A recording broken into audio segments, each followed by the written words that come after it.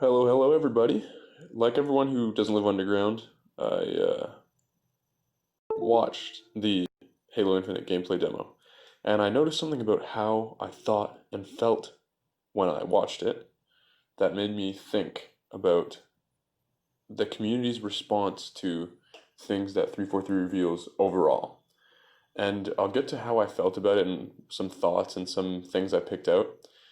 But I felt like I just kind of needed to take a day and really clarify my thoughts before I got on there. Like, I didn't just want to kind of spew out the first things that came to mind, and I'll tell you why I think that's important. So the first time I watched it, like when I was in the stream live watching it, when he got onto the ring, out of the Pelican, started driving around, I was really mixed. I had mixed feelings, especially when he started fighting those brutes and when he got up there with the new shotgun. I didn't know how to feel, right?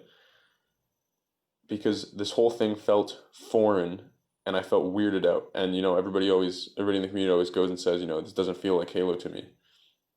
And that's another thing we'll get back to. We'll circle back around to.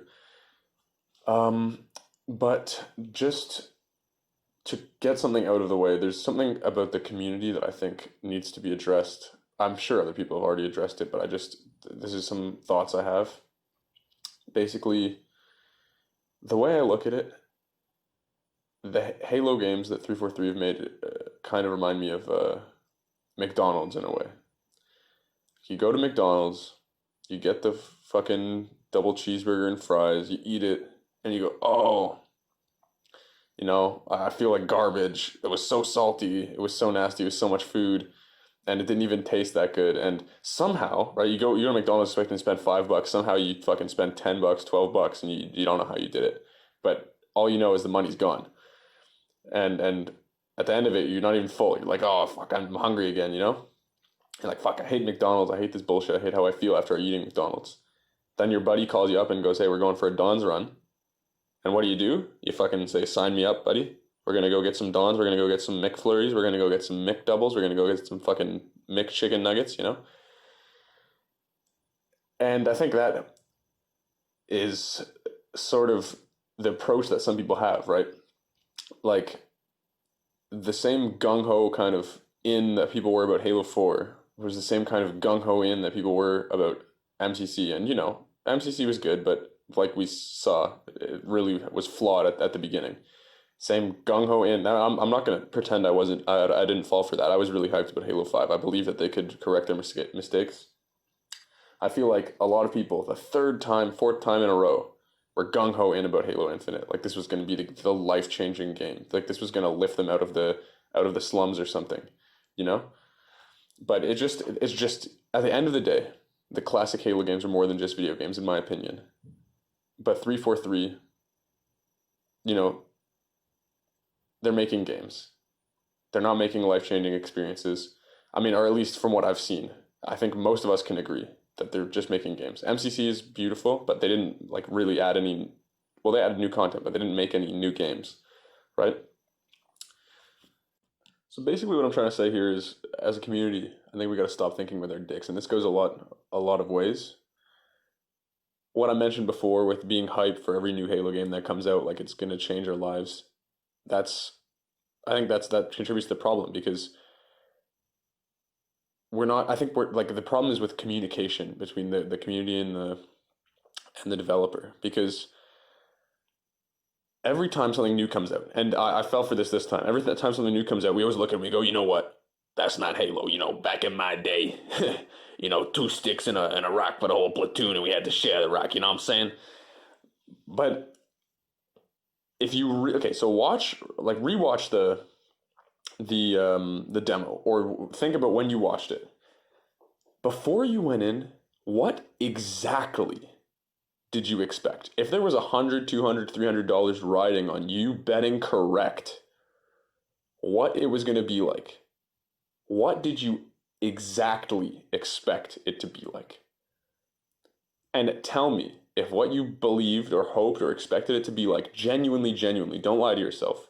Tell me if that was plausible. Because I'll tell you what I expected, what I hoped for. See, I was watching a bunch of CE content and playing a lot of Halo 2, and I've seen everything about Halo 3 on PC up until now.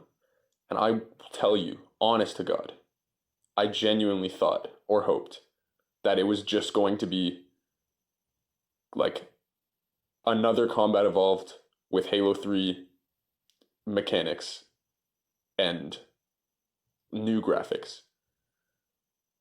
But is that reasonable?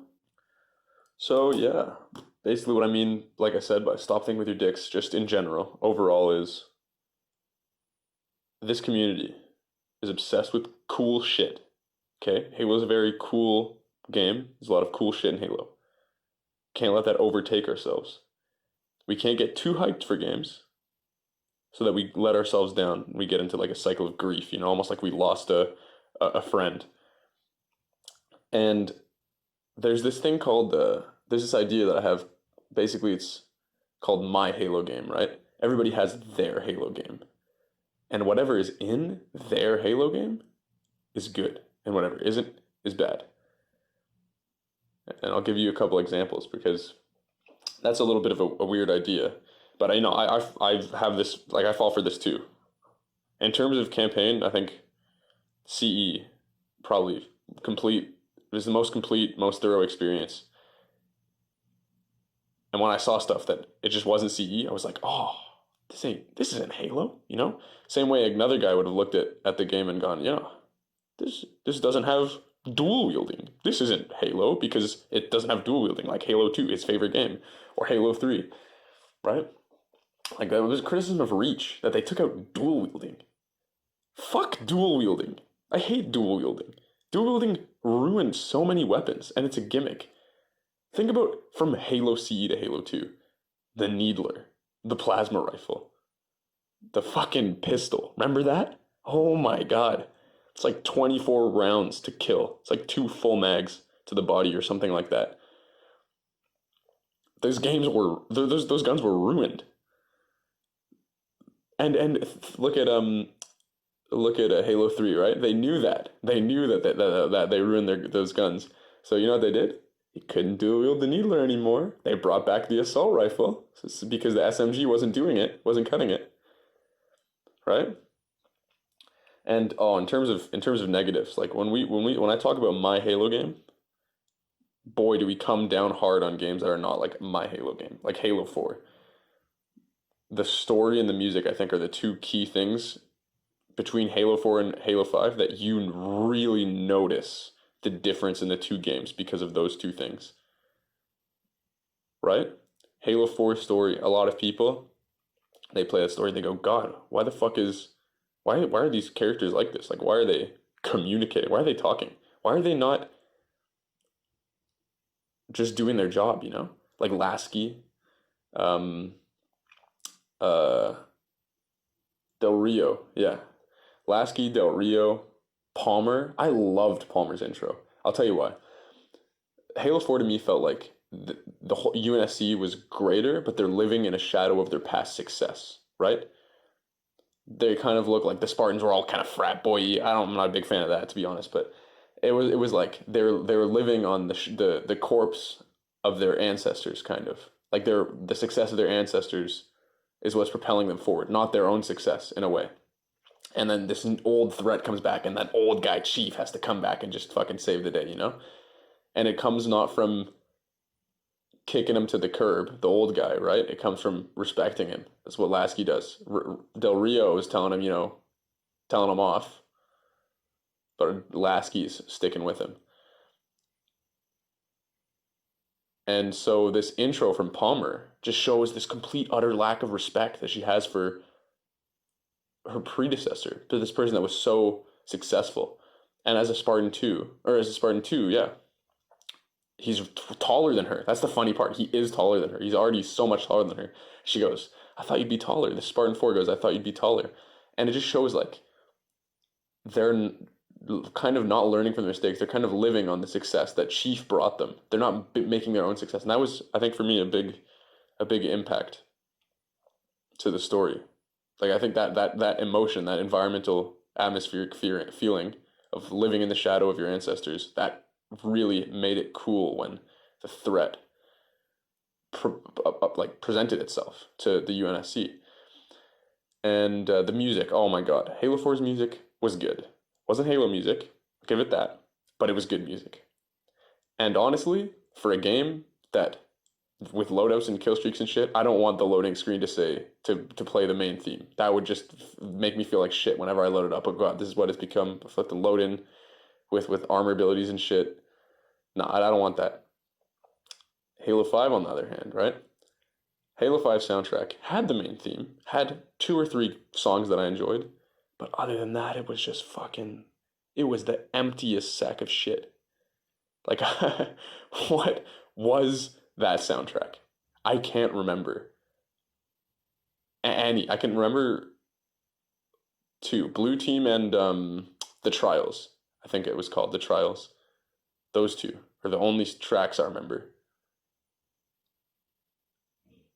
That is not an improvement. Neither was the story. The cardboard fucking cutout story of Halo 5. Oh my God. Just everybody you go up to Halsey. Halsey in Halo 4. Oh, oh, that was a fucking character and a half, buddy. That was some good writing. Halsey in Halo 5. Go up to her in the Sanctimos mission. Oh, I need you to go and press on the button in the fucking canyon. I don't remember shit about that. Right? So in short, what we've got here is we've got the cool shit, we've got the My Halo game, we've got the hype. That's us thinking with our dicks, right? When you say you want some cool shit, you fucking think about that, okay? Because we thought about grappling hooks, we thought about being on the ground of an RTS. But if you really didn't want it, then was the time to say it, not now that it's in the game. And sure, they can take it away, but it looked pretty central to how the game was made, which is a little bit disconcerting. But and then we've got My Halo game. You know, it's good to have your nostalgia and have an emotional connection with games, but we can't let that blind the future, blind us to like the potential of the future, you know? Because I don't, they're never gonna make Halo 2 2. They're never gonna make Halo 1 2. We want them to capture the environment, the atmosphere, but if it's not a new game, I'm not gonna buy it, you know? Like my money is worth stuff, right? And let's chill on the hype. So with that being said, I'm gonna talk about, the good things from the demo and what I think they should improve. The good things, classic elites. Okay, that's number one. The brutes, upon second look, they looked good. Um, the beautiful scenery. It was beautiful scenery. Sound design was pretty nice. Pretty nice sound design. I really loved how they interacted with the enemies. Like the jackal walking around without the shield. You had the chance to pick him off without the shield, but when he noticed you, the shield came out. And I heard people saying people could throw the grunts or the brutes could throw the grunts. I think it's a little bit weird, but it's something. I liked how you could now interact more with the fusion coils and all that. I did like it when they were just kind of on the ground. You could shoot them and melee them and stuff, but it's pretty cool. You could pick them up and throw them now. It's pretty interesting. I think that'll change gameplay, especially in the campaign, for the better. Love the pilot. Love the pilot. That is a step in the right direction for story. I think they learned from their mistake in Halo 5. That pilot is a good character. Okay. Um, as far as negatives go, quick run through the negatives. Though new weapons are a little bit cardboard cutout, like the Commando, I think it was called. God, point me to a sci-fi franchise, I'll point you to a gun that looks exactly like that. The Halo's weapons were always fucking immediately recognizable. That was part of the campaign and arena gameplay, right? You're playing on arena. The sandbox, the guns are so important to the sandbox. They're part of, the golden triangle, all that. They all have their little niche. You see a gun across the map, you pick it out immediately from the outline. No questions asked. I see a brute shot, that's a brute shot. I see a BR, that's a BR. I see an assault rifle, that's an assault rifle. What other gun has that fucking bullet counter? Like that's the main part of that gun. That bullet counter is how I'll recognize that gun. And it's fucking sniper rifle. I could tell a sniper rifle by the muzzle brake. When I play snipers, I can tell there's a sniper rifle there if there's a tiny little stick and a muzzle brake across the map.